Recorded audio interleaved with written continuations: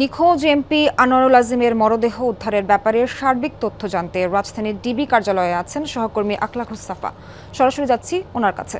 সাফা, সকালেই তো কলকাতায় উদ্ধার হলো ঝিনাইদহের নিখোঁজ এমপির মরদেহ। এ ব্যাপারে গোয়েন্দা পুলিশ কলকাতা পুলিশের সাথে তদন্ত করছে। তদন্তের ব্যাপারে আপনি কিছু জানতে পেরেছেন কিনা আমাদেরকে জানাবেন। সিলন ফ্যামিলি ব্লেন্ডের কড়ালিকার আর সতেজ সাদের পারফেক্ট ব্লেন্ডে স্বপ্নেরা মেলুক টানা। সোহার, দু দেশের পুলিশের কাছেই কিন্তু বিষয়টি এখনো পর্যন্ত ধোঁয়াশার মধ্যেই আছে। আপনি জানেন যে ডিবি ওয়ারিশ জোনের একটি দল কিন্তু কলকাতার পুলিশের সঙ্গে এসআইবির সঙ্গে কাজ করছিল এই বিষয়টি নিয়ে, এবং কলকাতা থেকে আজকে যখন এই খবরটি এসছে, আসার আগেরও কিছু তথ্য আছে, যেমন এখানেরও কিছু তদন্তের আপডেট আছে।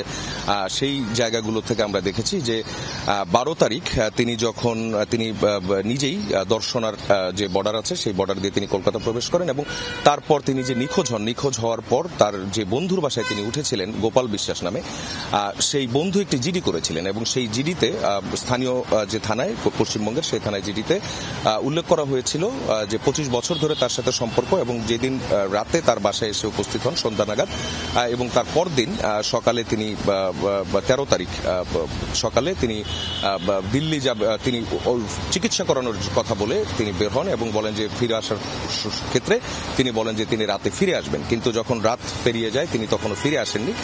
তার পরদিন একটি মেসেজ পাঠানো হয় তার হোয়াটসঅ্যাপ নাম্বার থেকে। সেই মেসেজে বলা হয় যে তিনি দিল্লির দিকে যাচ্ছেন, এবং তার সঙ্গে দুজন ভিআইপি আছেন, তার সাথে যাতে কোনো রকম যোগাযোগ করা না হয়।